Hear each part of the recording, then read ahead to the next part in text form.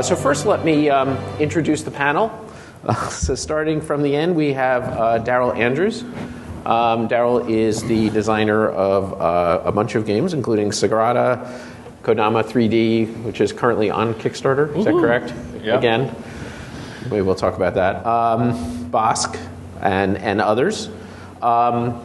Next is Eric Lang, who is game director at Come On. Is that correct? Come on. It's actually pronounced Come On. Is it really come? It is. Come on. And has designed a bunch of games, which I didn't write down because he just crashed it, but I'm sure that you all know many of them.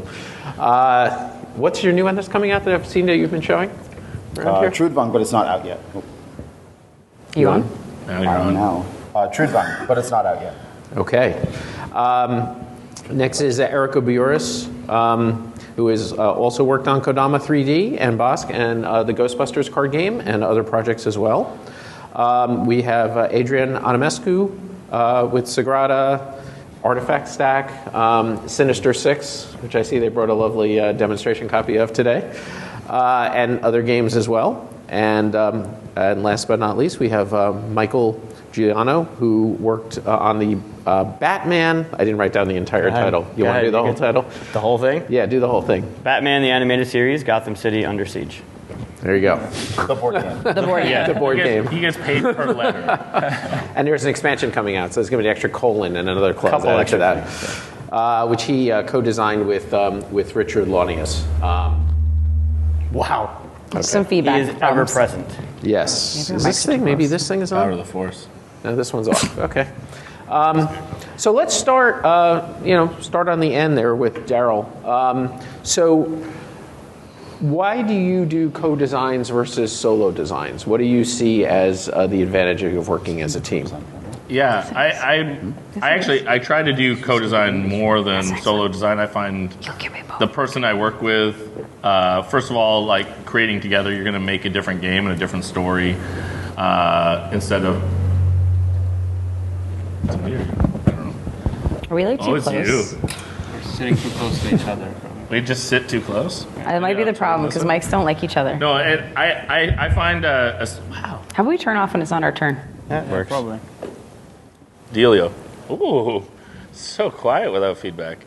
So I find that especially while you're designing, if you hit, which you're going to hit many times, like a wall on your designs, and you're looking for solutions, especially being able to piggyback or hand off that design problem to a co-designer, that's not necessarily going to be kind of a wall for them, even though it's a wall for you. So I find that the momentum of bouncing back and forth a design with someone else makes it a quicker process, and the collaboration is going to create kind of a unique story by working with different people. So I actually co-design with a variety of different designers, and I find certain games will even gravitate depending on what designer I work with. Okay. Eric, I'll ask you the same question. We'll just kind of go down the line. What do you kind of see as the differences in terms of co-designing versus solo designing? Co-designing is You're on. co-designing is harder. See, it wasn't my mic; it was your mic. I'm off now. Co-designing is harder, but it's also really rewarding. I draw in my other life, I'm a musician.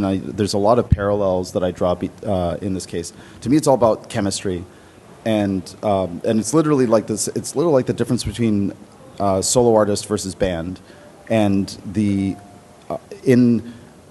object for me in a co-design is not to save any work, because it's never that way. It's not like 50% one way, 50% for the other. It's 100% on both sides, and a lot of compromise and a lot of negotiation. But the goal is always to create something with the designer you have chemistry with that you could not create on your own in either case. And for me, it's as much journey as it is a destination. I love working with another designer in that case to navigate all those pitfalls together. Okay. Erica, do you have other thoughts around that? Yeah, I actually personally don't actually find it harder to co-design. I actually find it harder to solo design. But it's an approach thing. Some people actually just want to work on their own, and that's perfectly okay too. What's really nice about co-designing is that I find everything about the process, it's more dynamic. It speeds up because you have someone to constantly have a feedback loop going back and forth. So something that maybe you would have had to stew over or go, looking up new ideas for like maybe a couple weeks, couple months, whatever it is until it clicked, you can have a conversation with the co-designer and probably figure that out in, a short amount of time, even like a day. So in a lot of ways, I find that is a huge advantage to co-designing. As Daryl was saying and Eric, the nice thing is it's a collaboration of ideas. You will never come up with the same thing by yourself that you would have with another person because that influence is always going to be there. But just know, you can't co-design with everybody. There is a chemistry thing, and that is really, really important. Is you can try with somebody, it's neither of your faults.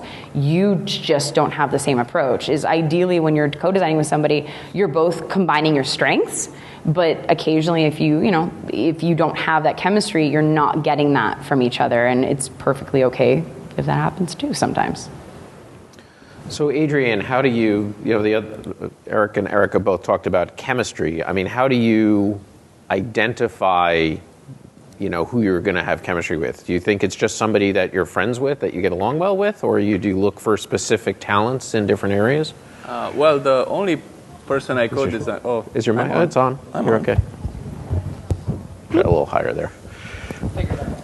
Yeah, so am I heard? Yeah. So I mostly co-design with Daryl. We live in the same town. We're friends. We play together. So the chemistry is just there. But I also want to say what Erica said. Like, we each have our strengths. And I like more the behind-the-scene things. So I like working on the computer. I'm not as outgoing as Daryl is, so I feel comfortable with that. And then he does all the going to conventions and playtesting and a lot of that. Okay. And Michael, do you have any thoughts in terms of chemistry and how that all kind of comes together? Yeah. What you've seen? Mimicking what everybody else said. Am I on? I don't want to talk down. I think it needs to be a little higher. We'll do it in front. To mimic everybody else's thing, it's especially working with somebody that is anti what you like or pro what you like could help. But Eric and I are both in the classroom, and having that ability to bounce ideas off somebody when you hit that brick wall, like I think somebody had said, the collective for me is easier, because if you can come up with an idea and you get to that hurdle, well, then somebody could get you over that hurdle because you're just stuck on it, and you get frustrated with it. Being able to work with someone that you either that yin and yang, like you're the computer and he's the outgoing, can kind of help things as well. But for me, working with somebody, I think is a benefit, because they can give you what you don't have or get you to where you need to be if you can't get there yourself. Yes. There. I just want to add, like, when it comes to the chemistry thing too, I think it's really important to try designing with people, and then also give yourself permission very quickly, if you can, to identify if it doesn't work. It's not the end of the world if you identify that early on. I think a lot of people are great designers, but then trying to combine multiple designers together, there's like we're talking about chemistry, you're gonna feel it, you're gonna see if the results are coming together. But then also, as you're going through, I think Eric really mentioned it, the negotiation and the figuring out together how you're going to make decisions, because you now have like two decision makers for everything, because you're both needing to really love whatever you're co-designing. I think it's even just learning the language and learning how to respect each other, listen to each other, find what really matters to you in the game. But I think it's also like learning how to compromise well for the game's sake instead of what you want. And I think as designers, you learn more and more that you want to compromise for the game to find its fun and get to its place faster.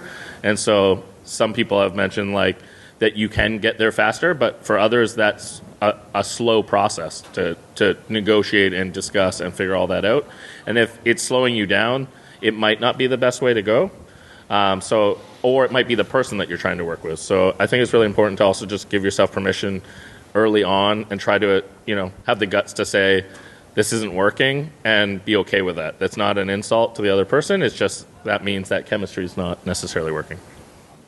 Yes, Erica. Yeah, I think that part's really important. Is like you have to watch out, kind of like keep your ego in check as well as someone else's. You're not an independent person when you're working as a team, especially if there's more than could even be two of you, and that's a really, really important factor to keep in mind. And there is something about co-designing. Well, give yourself a chance with somebody, but you know really fast if it's not going to work. What will end up happening for the most part is you'll start bouncing ideas, and the ideas will just keep dropping. There's no kind of other way to put it. It's like it's almost like if you're playing catch and someone just never catches the ball, you'll just know. So just be aware of it when you're going into it, and because you can try to co-design with friends all you want. I have a friend that I cannot co-design the life of me. We just don't have the same approach. Thanks. But that's not you. That's me.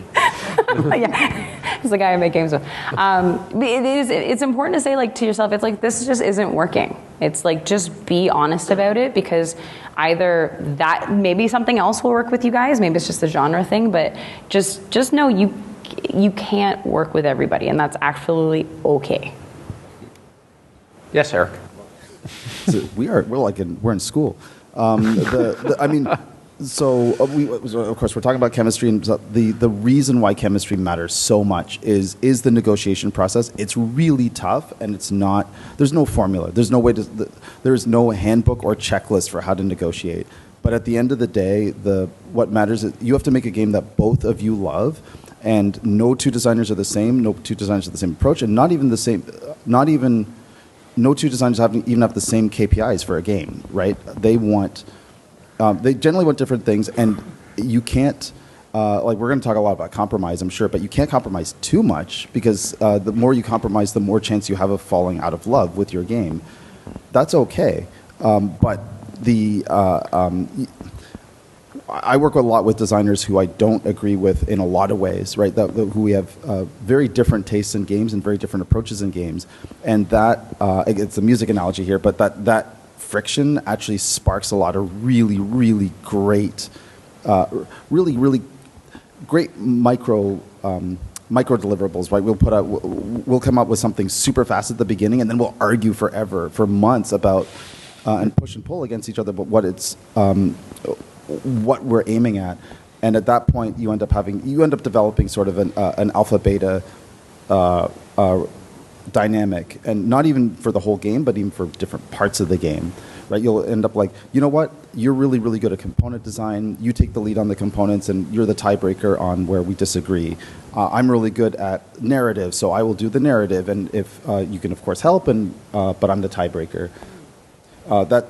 That's tough, especially for like strong designers that have a very, very clear vision of what they want. Yeah, I think that's all really interesting. I definitely want to come back to the compromise aspect of it and kind of how you work. But just in general, just to take a step back and look at the process, I want to look at it, from two different angles. So, I have co-designed a number of games with my children, which, was a very easy process while they were living at home, and they were, it was very easy for us during car rides and things like that. Yes, and it also, we had a natural conflict resolution mechanism built in involving allowance. So although if my children were here, they would be more than happy to tell you about the number of times that they were right and I was wrong. But Eric in particular, I know with you that because of, your geographic location out in Singapore, that I would guess that, 99% of your co-design work is done remotely. That's right. How do you manage that versus, like Daryl and Adrian that, are closer together and more in touch? So how do you manage a co-design process when you're so geographically diverse? I'll let you know when I figure that out. I'm pretty new at this, right? I've only been living in Singapore for 2 years now. And in that time, I've done 2 major co-designs, Death May Die of Cthulhu and Bloodborne, the board game being the other. In the past, I would be...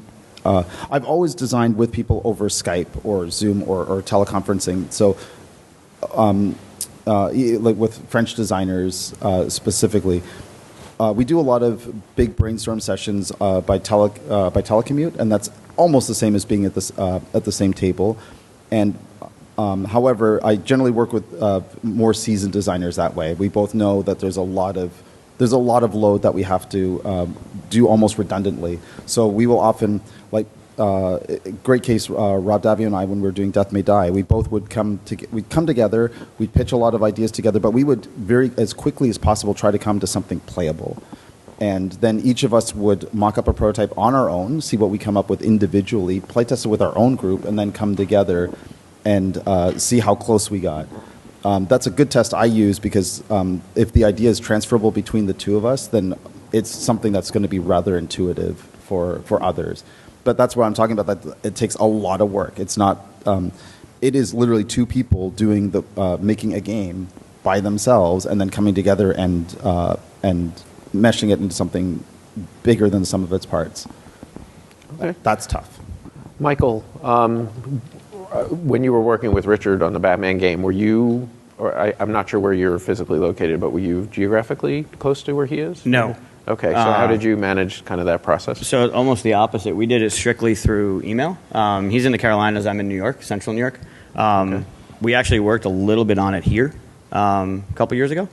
And then at Gen Con when we met up in person. But we did emails. Here's an idea, print it out, play it, see what happened. And same kind of thing that Eric was talking about. You would have both of us playing the game. How did this work for you? How did this work for you? And then we make adjustments from there. It was super fun. Challenging at parts where you're not able to like sit at a table with somebody. Like when I go up and work with Daryl and Adrian, we're at the table and we get to bounce ideas off of me. Like that didn't work, we got to change it, or that's garbage, throw it away. With Richard, sometimes it was a couple days, or I'm like, I need to know what to do. I can't play test this next because I'm stuck. So there were some challenges, but I loved it that way. So Adrian, when you worked, on your co-design work, did you, even if you're, close to each other, do you find that it's more productive to be face-to-face, or that it can be better to, have more remote communication, or what are your thoughts on that? It's definitely better to be face-to-face. And I think Eric was saying you have to print something and have it on the table. So you have to be able to push the cubes around and play the cards to see how it, because in your mind, it sounds really good, but then when you play it, when you push it around, when you play the cards, then it doesn't always work. So having somebody to play test it with right away, I think helps a lot. Okay. So getting your idea out and... Yeah, my games in my mind are always amazing. They're perfect in your mind, yeah. They're always the best. Better be. Yeah. Have any of you experimented with any, I know you talk about Skype, where you can certainly see stuff, but things like Tabletop Simulator or other online tools to make prototypes and be able to play in the same virtual space with co-designers? Is that something that you think is useful? Nope. I tried and failed miserably. I didn't find it really conducive at least for myself. And I've even, we would do Tabletop Simulator, live, video feed, try to talk to each other while working. And I just personally didn't really capture exactly what it's for good us. It's good for late stage, late stage blind play testing, like when you're doing broadcasts. But for the collaboration, no, I don't think so. There's also a learning curve on how to program that stuff, and so that's whether or not you want to get into that level of things too. Like that in itself is a whole other skill set. So. Okay. Yeah, it might be interesting to be, just to have some tools that would make it easy to just, draft up some quick cards and throw them onto a tabletop space or something like that. InDesign and scissors. Yes, but in essence, yes, ink and scissors, that would be virtual, so you could bring some people in. Have any of you worked on co-designs that involve more than two people? And is there a difference when you get into a 3 or 4 person team? Yeah, I know Eric has, and actually Adrian and Michael and I are working on one. They could kind of talk about maybe the experience of working, the difference between more than 2.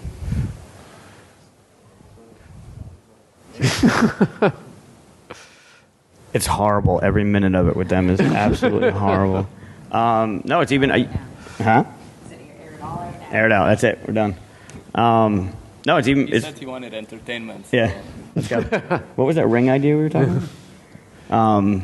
No, it's another person at the table that can bounce off ideas or brings more experience to the table to talk about how the cards work or how the mechanisms work or how the dice rollings work or what could be better than that.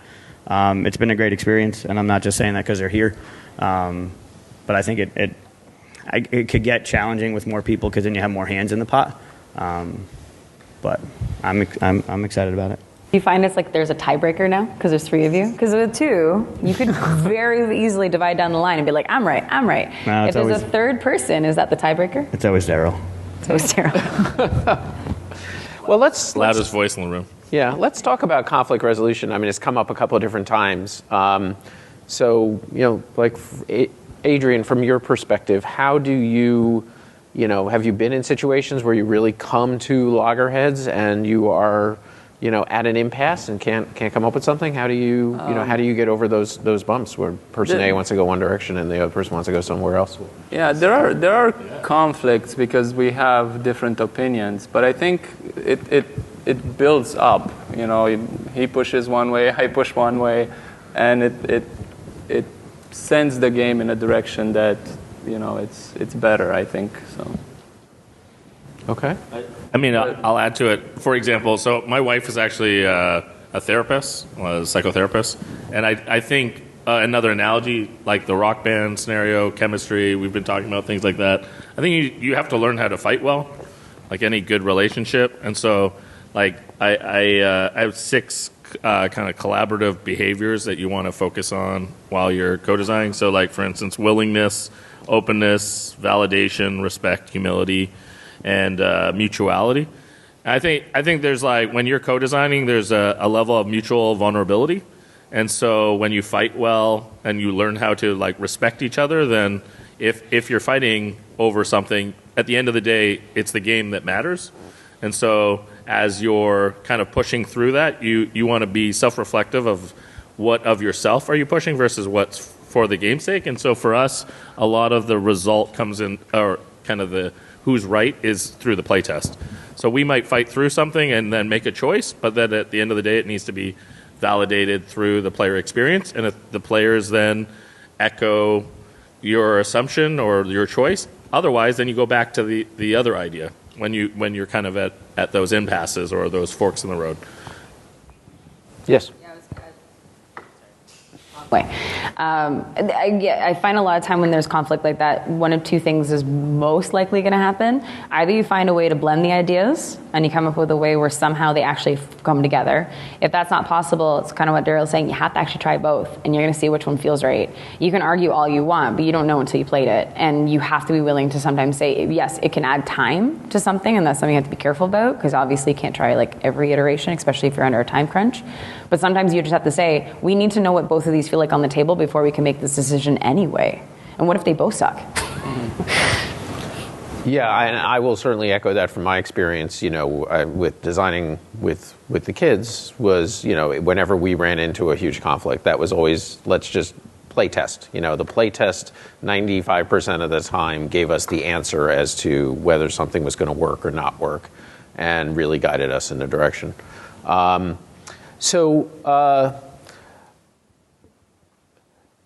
One of the, I've always felt that there's, maybe certain types of games. I know, Eric, you talked about the, I forget the title of it, the game that you were designing with Rob Davio. Oh, Death May Die. What was that? Death May, in fact, die. Death May, in fact, die. Okay.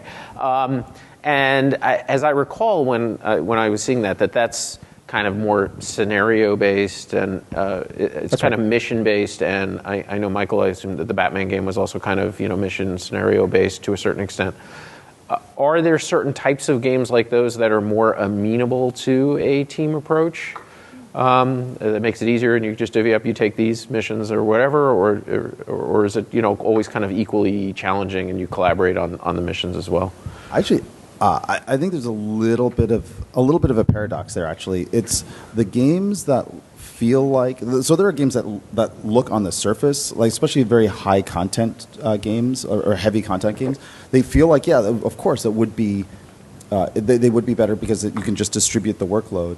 But the key, especially when you do more complex games, some of us, I work on a lot of fairly complex games, and the key to those games is vision and trust. You have to have a really clear vision of what you want the game to accomplish, and there has to be a shared vision, of course, between all. But at some point, it's going to get a little bit muddled, especially if you're trying to distribute workload. I've never ever worked on a game where, all right, you design this scenario, I'll design this scenario, go. And Death May Die, essentially, I did most of the core mechanic design with Rob, of course, but my goal for that game was to put together a vehicle for Rob to tell really, really cool stories. And knowing his strengths, I built the game around that. And then he would make he'd make really cool scenarios. We'd come back together, and that would inform the core gameplay, and that would be our iterative loop. I designed some of the scenarios, but if Rob was definitely lead on that, and that was important. That it was important that he was the one that had the clear vision for how they fit together. I think it would have been a much worse game if we each just split them. Okay. I think you're looking for a solid voice too, right? The game has to have one voice, not two people's voices. And so I think you have to be really careful about this idea of dividing, because you're not really dividing. You're all working on the same thing. Because could you imagine playing a game where you're like, this half feels like one person, and then I get to the next part and it's a different person, and then back to the first person? It'd be like the weirdest experience. I don't know how that works. So Michael, what was kind of your experience with that? So Richard obviously is Richard, so he had a lot of experience, and me being new, I let some of it go with him to see how it would work. Okay. Not that I bowed and said, take it, but just to see what should come out of it or how to develop it. That's trust. Right. But when you're working with someone especially low man on the totem pole, he was an idol. Well, he's an idol. So working with him to get that feedback, to get that email about why my idea didn't work and how it could be better, or why my idea worked and this is why it worked, was invaluable for me. I just add too, especially as we're all learning here as well. I think Eric alluded to it before about the game has to represent what you want, and that negotiation. You need the other person to also push back or fight for the things they really believe in, and then to really listen. So it's also learning how to read between the lines. So listening to when there's an objection and how they're going to express that, how your co-designer is going to express that, and then respecting that and saying if you're uncomfortable with that, there's something there that we need to work on. So I think it's really important to even while you're figuring out the alpha or the decision maker or the tiebreaker, it's that person, even when they have the tiebreaker, is always respecting the other person and trying to listen to why that person has an objection. Because they're probably already identifying something that later on is going to come out in a play test, or even worst case, that it comes out in the market, and then you start hearing it. So you want to catch that as soon as possible. So it's constantly then even asking the questions of sure, we can make this decision, but even why do you have a problem here? And try to get to the root of that and maybe fix it early on. So one of the reasons I like doing co-designs versus solo designs is I sometimes feel like a little squirrel that's constantly attracted to different objects, and those shiny objects being other game designs that pop up into my mind. And so co-designing for me a lot of times helps to keep focused and also have motivation if something is flagging, to be able to kind of get over those difficult periods. Do you find that, and B, do you try to formalize or semi-formalize a schedule with somebody and say, hey, look, we're going to check back in 2 weeks, and we're going to have A, B, and C done by then, or play tested it 2 times? Do you use that kind of a process? Adrian, do you have any thoughts on that? We usually work maybe at 5-6 designs at a time, so it's interesting to come back to work again on something that you haven't worked in a while, and so with some new eyes maybe. But yeah, I don't know what else to add. Other thoughts on that? There's some. It does. It depends on the designer and also their career position too, right? So when you're working with, I try to work with a mix of, for lack of a better word, amateurs and professionals. Professionals being people who derive their primary income from gaming. When you're working with the professionals, they tend to be more schedule driven, right? So you absolutely have to have. We have deadlines, we have touch points, and we usually establish milestones, right? We don't codify it too much, right? Because that's a little too wooden, but we'll usually say like, hey, we want to have something. We'd like to have the first iteration playable within a month, right? At least, and if we don't hit that milestone, then we'll figure that out. But when working with more amateur designers, my thing I love about that is we don't work to a schedule at all, and the idea is like. Let's play around with new stuff, and I love it, especially from my point of view, because I have a little bit of the burden of expertise, where I see problems a little bit too easily sometimes. I'll say to the co-designer, like, just play around, do stupid things, make horrible mistakes, and that's often where a lot of the best ideas come from. Sorry, that takes time. You can't do that to a schedule. No. Well, yeah, there's nothing that keeps you more accountable than either a contractor or a co-designer. So, right? Because if you're just by yourself and you have no deadlines, it's really easy to say, tomorrow. I mean, we all do it, right? It's like the whole, I'll exercise tomorrow. But when you have a contract, you have a deadline. And when you have a co-designer, you have someone else who has other expectations. And so you have to be really good about maintaining and meeting that for the other person too, because if you're not there, well, then you're not there for another person. And so it's not just, it's not kind of silly to say, but it's like you're not just not there for yourself, you're not there for another person. And that's a much bigger issue, especially if you want to keep co-designing. You don't want to also be known as the person who's not fun to co-design with, right? So that's something to keep in mind is there are two sides. There's two people going about, or even more sometimes, as we were talking about, 3 or more. So you need to respect the fact that it's like that's someone else's time, effort, energy, money, whatever it is, and like be respectful of that. Okay. Daryl, did you look like though you had something to say there? I was just gonna. It's pretty much the same, but one thing that I find I design with a bunch of different people, so it also like helps, as you're saying, kind of the squirrel problem of kind of being attracted to whatever shiny thing that. It brings you back, and that other person's going to keep you accountable and remind you like where you're at. So like sometimes I struggle because I'm working on a bunch of projects, but very quickly that co-designer is more motivated, obviously, on the game you're working with them. So it helps you maybe even manage multiple projects that you're working on because that co-designer cares about that game, and they're going to bring that up again the next time you talk to them, which then kind of grounds you back to that design. Versus then, tomorrow I'm talking to so-and-so, so they're going to remind me where we're at and where we're working on because, there's next steps for that game. And so what I try to do is I actually throughout the week try to have a check-in with my different people that I design with. And so that day is like more focused on games with that person. And that's my structure is just kind of either a time to check in or a day that I focus on designs with that co-designer.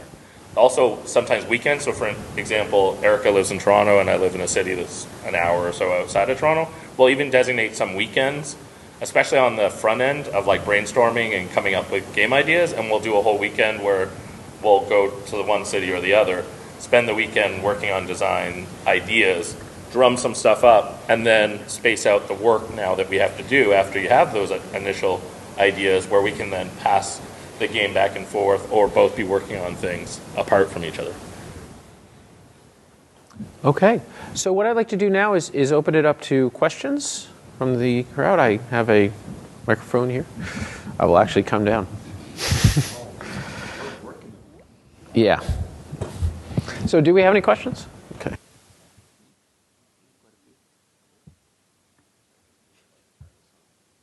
Doesn't work. We have extra mics up here.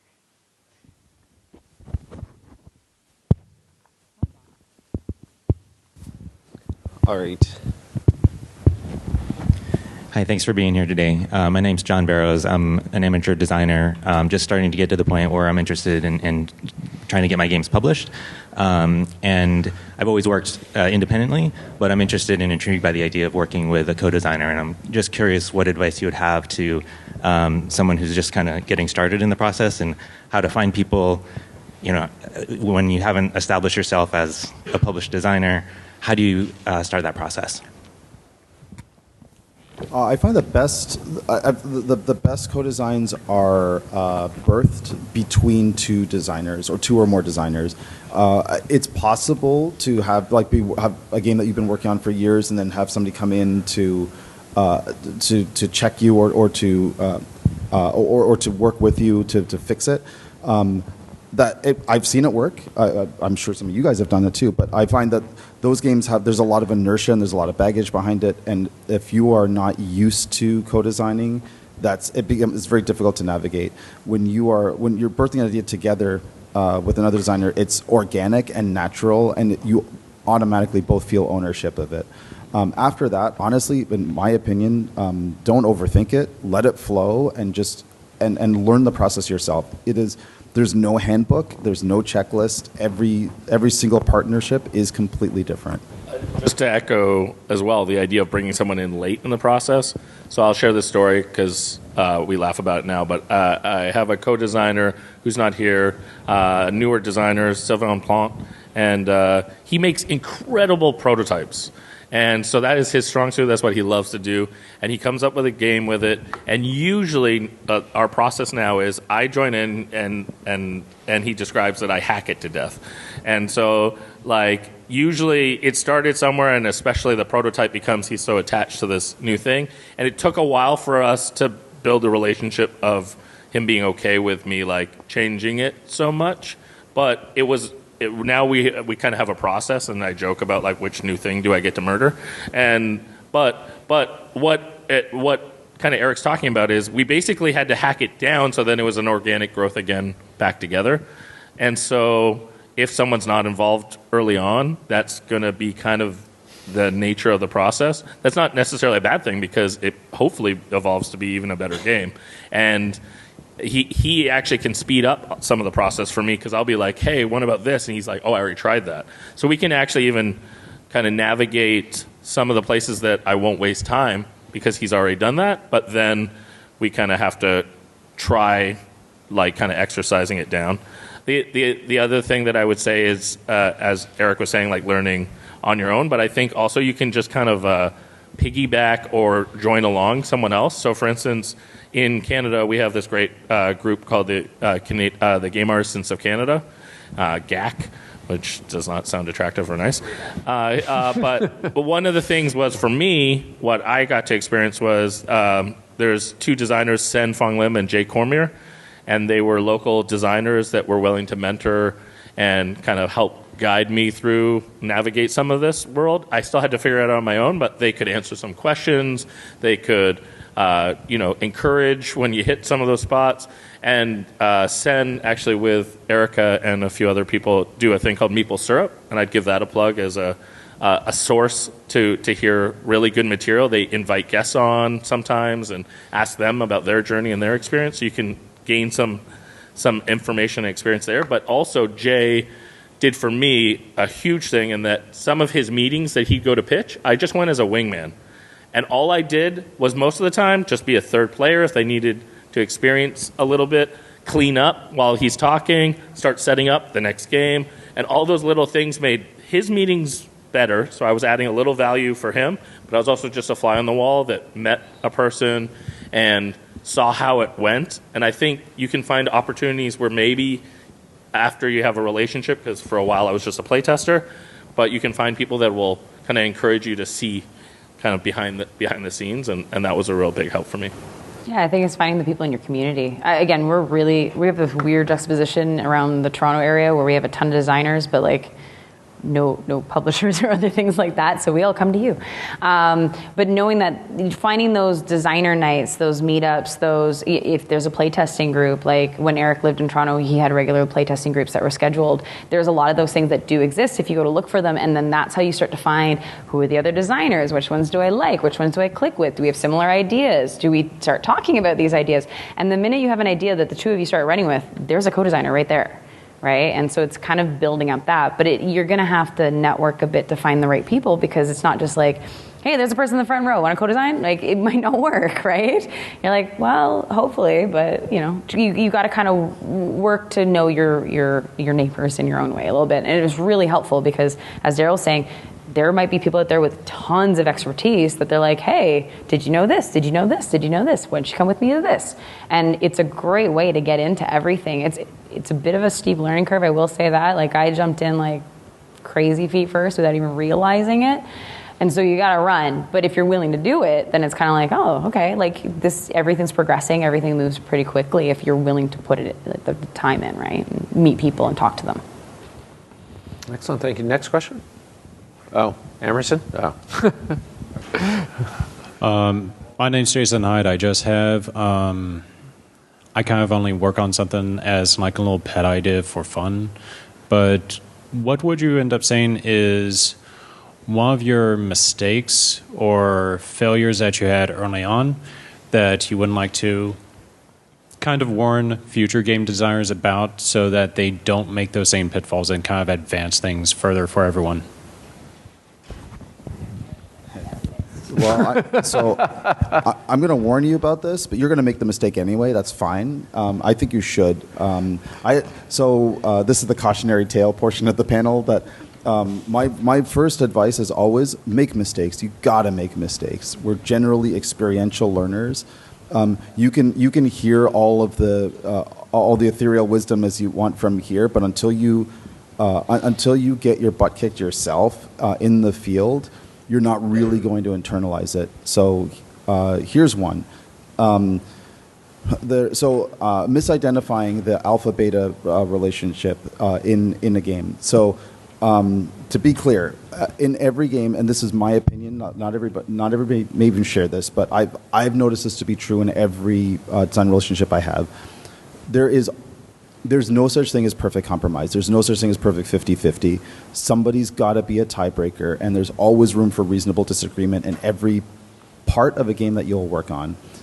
When you work with another designer, somebody usually comes up with the idea. That doesn't necessarily mean that they're the alpha, right? But they're going to be the vision keeper, the person that has got a clear idea of what this game needs to be, and they're the guidepost for all the decisions that are made. One of the people may be the alpha, may not, but be the heavy lifter and do the countless iterations and make all the mistakes.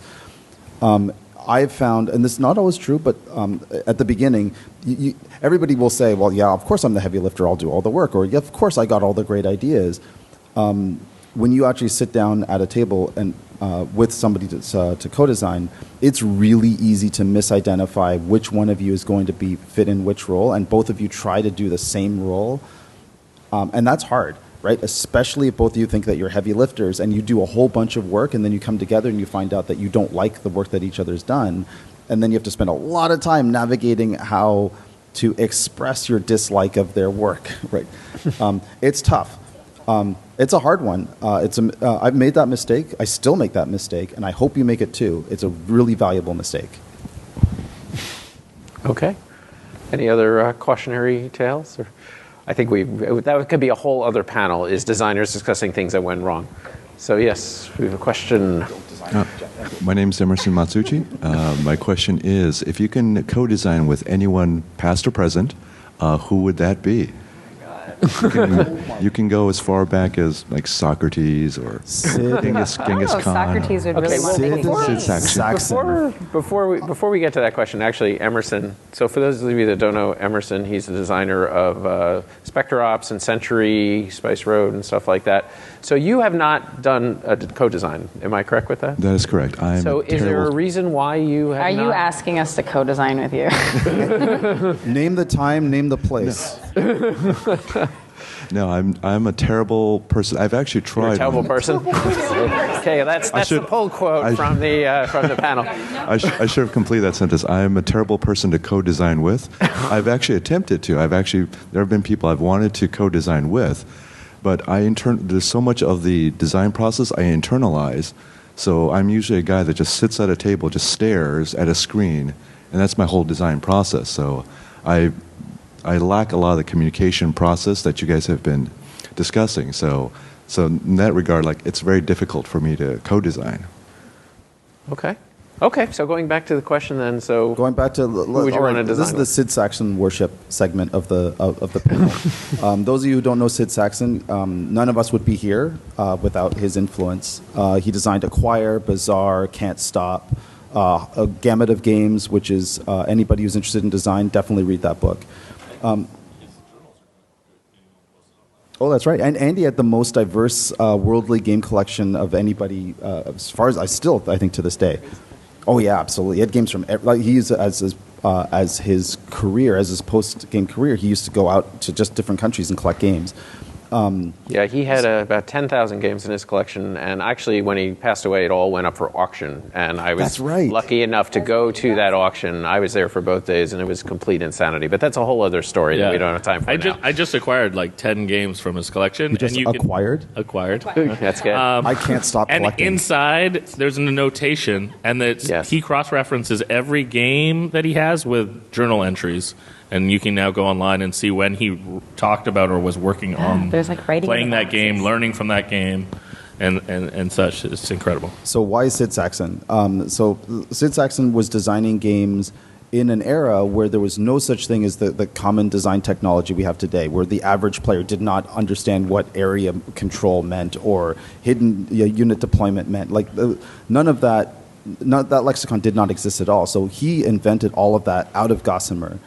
I could imagine somebody so forward thinking like that living in a time today with the advanced game design lexicon and dogmas that we have. What would he come up with today? Basically, the relationship would be I just sit in a room and go, Sid, make a really cool game. I'm just going to watch and make notes. Any other nominees? Really co-design if you just watched him from the corner. Yes, it is. I put my name on it. Okay. I would love to do one with Ryan Lockett. I think his games, everything that he's got in his library is absolutely amazing. The story, the fact that he does the design and the art, and I'm sure he has help with other people, but that would be on my list of people just because he seems amazing and he's a good person. Yeah, Ryan is who did Above and Below and that whole series of games. He told an anecdote at the Tabletop Network conference that most people write I write a vision statement, a vision document at the beginning to kind of guide it. He does a vision painting that he does, and that's kind of the inspiration for so he does the cover as the very first thing of the game, and that provides the inspiration for his design. So we have time for one more question. We have one more up in the I like to make a game with Machiavelli. yeah. Oh, no, we're back. Wouldn't he be the best game designer ever? Or Dr. Seuss. If it's just, sure. Dr. Seuss. Dr. Seuss, right? Like, I'm going to make a book with no more than 20 different words. That's a game designer right there. My name's Rob Vieira. Daryl, you had mentioned humility as one of the things. I was wondering if you guys could give some experiences of humility, particularly you two at the end who seem to be the tiebreakers. You and Eric, of a time where maybe you were pretty certain your idea was right, but you tried the other, and you decided somewhere down the way that you were wrong. Sure, I'll start because Adrian could talk about many times I've argued him. I'm argumentative and I'm loud, so I will often, on a weekly basis, have an opportunity to kind of eat my own words. I think I'm hopefully learning more and more to not be so heated or strong-willed on my opinions. But I think it comes down to the playtests often will teach me to be, humble. Sometimes if you don't choose humility, then it'll come your way anyway. So I think that's a real practical thing is that you learn to kind of listen and maybe be more open-handed or open-minded with the ideas, even if you have a strong opinion. But I also think it's really important to voice it. So I think humility, when we exercise that, I'll still share my opinion. I just try to communicate it in a way where it's respectful. So. Yeah, I mean, I will certainly say. Actually, you still have the microphone back there? Can you hand it to the gentleman behind you in the black jacket? He can tell you about all the times that I told him that there was a major mistake in the design, and then it turned out right. Would you like to fill in the details on that? Sure. Yeah, I still think you're wrong about most of those. I think I've backed off at least somewhat, but it's definitely important, I think, to hash it out. I wouldn't claim to be respectful all of the time, but I think it's important at least to apologize and try to move past it when tensions do inevitably flare up during a long design process. Yes. So thank you from my son, Brian. Okay. I spend a lot of time on this topic, right? You have to, because I generally work with very, very high ego designers. I seek them out because generally I find that ego ego in the classical sense, not necessarily the prima donna sense, but like most of the best designers that I know have a really strong ego, and they have a really strong sense of what they want in a game. They see games as a method of self-expression, and you need ego to navigate through that sea of indecision, right? Or you're just going to be destroyed by it. I've actually worked a lot on my language while speaking to other game designers.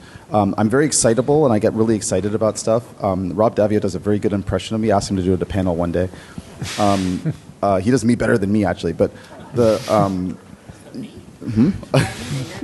you should ask him. We generally I have a lot of ideas, and I feel very strongly about certain. I don't feel strongly about individual ideas, but I feel very strongly about vision. And often, and of course, I change my mind all the time. And so I generally phrase in conversations with other designers. Instead of going like, I want to do this, I think this is awesome, this is great. I phrase it as pitching, right? So like, oh, dude, what if, what if everything we just discussed was bad and we did something else instead? That happens all the time, and that's a type of creative exploration that it's got the weight of a locomotive, right? It could easily destroy a conversation. Phrasing it that way, though, like as an interrogative, and getting the goal is to get the other designer as excited as you are, right? Like, oh man, I know we've been working on this for 3 weeks. What if we threw all of that away, right? And did this other thing that we threw away like 2 weeks ago, but I think actually works because we put in A and B instead. The new context makes that excellent. What do you think? Oh, you threw away your notes? What if we rewrote the notes? Because that would be awesome. You kind of have to be a little bit like, you have to be a little Pixar in that meeting, but I find it works. The goal of the meeting is to get the other designer as excited as I am, and if they don't, then I'll gently deflate as well. But try not to be commanding. Just try to be humble is one way, but try to work toward getting your other designer on the same page as yourself, and you'll always come from a place of humility. At least I find in that situation. Yeah, real quick. Plug, and it's not my own stuff, but Fail Faster. There's a journal Jay Cormier made. It was Kickstarted, and it's in production right now, and I'm sure if you contacted me, you could order. But it's a great communication tool that you could use with co-design, especially. What the idea is that it goes along with your prototype, and so you can continue to have notes of the evolution of that game, and that's going to be a great communication tool that you can use if you're doing collaborative design, that you can keep that with a prototype, or even individually be taking notes and then using that as a tool to communicate to each other as well. So I just wanted to give that plug to look up Fail Faster Journal. Okay, thank you all. So before we go, we can just go down the line, and if people are interested in finding out more about your work or any projects that you have going on that you'd like to discuss real quickly, Daryl? Okay. Eric? I work for Come On. Go visit comeon.com, and I'm on Twitter. I don't remember my Twitter handle. Isn't it Eric Lang? I think it's Eric Lang with some kind of... I don't know. It's Eric Lang on Twitter. That's where I write stuff. You'll find him. I'm usually, most of my game stuff's on Twitter. I'm at Frenemy Games, but Frenemy, F-R-I, is in like actual friend. Or if you really are interested in finding out more about design and inside the industry, me and two of my co-hosts, We do a live show on Wednesday nights on Facebook that ends up onto YouTube and is actually turning into a podcast right now. And we do, interviews with people in the industry, designers, spotlights. We talk about design. We talk about kind of everything that these panels would normally be. We just rotate the topics we have like a 4-week rotation. So if you're interested in any more of this kind of stuff, we probably have episodes or future episodes coming all about this. So check out Maple Syrup Show. Okay. Adrian? Well, Daryl and I have Sinister 6 coming out. That's our next big one, so check it out. Okay, thank you, Michael. It's a great business card. Product placement. I can't talk about certain things that are coming out, but I'm on Facebook. That's where you can find me if you need me. Oh, go play Bosk on the Hot Games table. That would make me happy too. Go play Foodies on the Hot Game table. It's also cool. But Bosk is really good too. Okay, thank you. And I'm Geoff Engelstein. So you can listen to my old stuff on the Ludology podcast.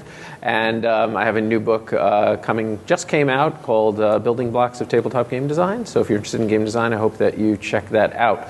So thank you all for coming. So at noon, we're going to be having a second designer panel with some folks from this and some new ones, which is just about now. So please stay if you would like. And thank you all for attending. Thank you. Thank you all, guys. That was great. Thank you.